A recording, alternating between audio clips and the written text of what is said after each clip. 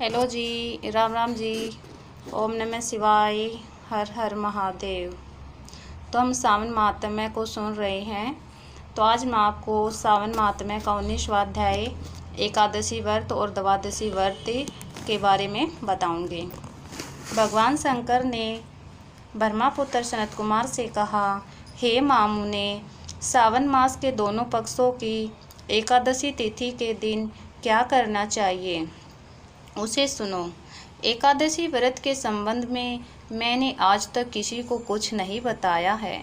यह व्रत गुप्त, उत्तम, महान, पुण्य और पाप ताप को जड़ से नष्ट करने वाला है। श्रावण मास में किए पापों का नाश करने वाला तथा सब व्रतों में उत्तम यह पवित्र एकादशी का व्रत है। दशमी के दिन प्रातः स्नान कर गुरुदेव की आज्ञा से वेद वेता, पुराण ज्ञाता, जितेंद्रिय ब्राह्मणों का पूजन करें। भगवान विष्णु का 16 उपचारों से पूजन करना चाहिए। उनसे प्रार्थना करें कि हे पुंडरीकाक्ष, मैं दूसरे दिन आने वाली एकादशी का निराहार रहकर व्रत करना चाहता हूँ। आप मेरी रक्षा करें। उस दिन गुरुदेव और अग्नि के समीप भूमि पर शयन करना चाहिए। काम क्रोध मोह को त्याग कर एकादशी के दिन प्रातःकाल भगवान विष्णु में मन लगाकर श्रीधर का जाप करते रहना चाहिए। 3 दिन तक किसी भी पाखंडी से वार्तालाप न करें।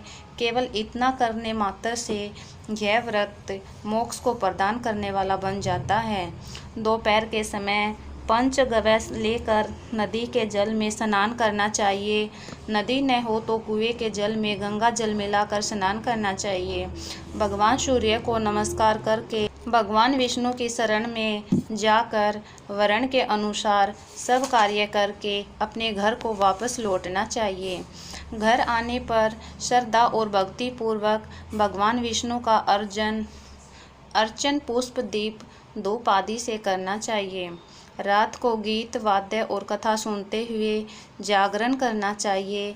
फिर कलश स्थापना कर पंचरंग और श्रवण को कलश में डालकर सफ़ेद चंदन से पूजा कर कलश को 2 सफ़ेद कपड़ों से ढक कर देना चाहिए। देवेश की प्रतिमा शंख, चक्र और गदा से युक्त कर उसकी पूजा करनी चाहिए। इसके बाद द्वादशी के दिन प्रातः आहविक करके श्रीधर का जाप करना चाहिए। शंख, चक्र, गदा और पद्मधारी भगवान विष्णु की पूजा करके ब्राह्मणों को सोने की दक्षिणा सहित कलश देना चाहिए। कलश के साथ मक्खन देना न भूलें। भगवान श्रीधर, आप प्रसन्न होकर मुझे लक्ष्मी प्रदान करें। इस प्रकार उच्चारण कर श्रेष्ठ वेद पाठी ब्राह्मणों को भोजन कराकर अपनी सामर्थ्य के अनुसार उन्हें दक्षिणा देकर विदा करना चाहिए। अपने नौकरों को भोजन कराकर गऊ को भूसा देकर स्वयं बंधु बांधव सहित भोजन करना चाहिए।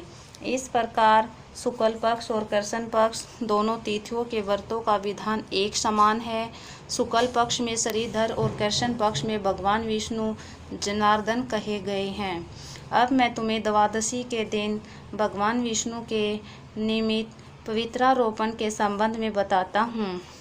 हे तात, इसका अधिकारी कौन है, यह जान लेना भी आवश्यक है।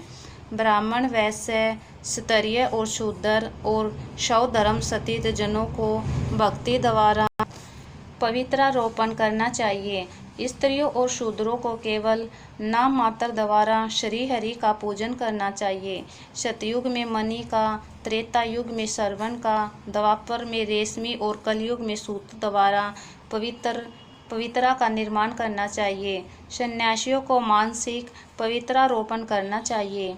पवित्रा को बांस के पात्र में रखकर उसे साफ वस्त्र से ढककर भगवान श्रीधर के सम्मुख उसे रखकर कहना चाहिए, हे प्रभु, मैंने अपने क्रिया लोपार्थ पवित्रा को ढका है। हे देव, मेरे काम में विघ्न न हो। हे नाथ, आप मुझ पर दया करें। आपको मैं इस पवित्रा द्वारा प्रसन्न करना चाहता हूँ।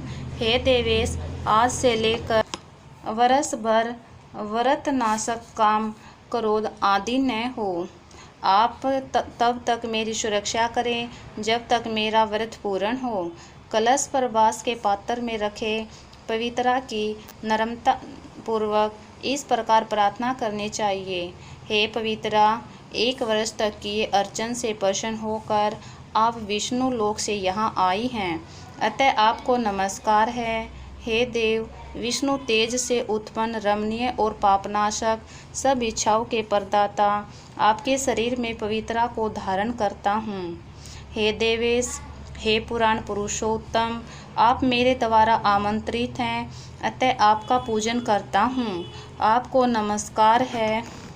हे देव,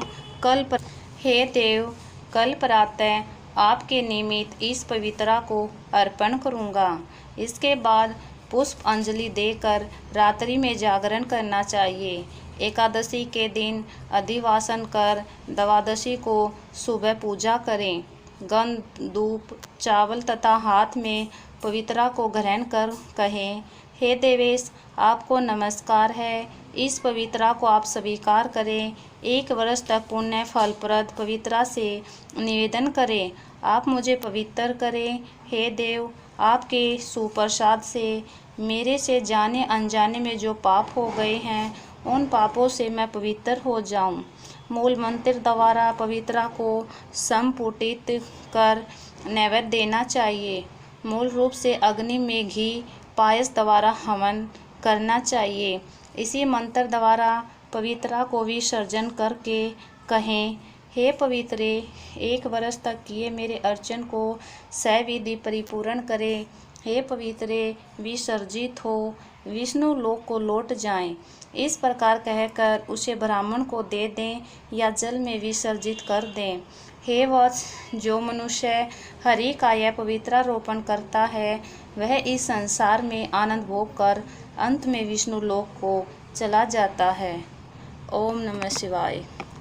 हर हर महादेव।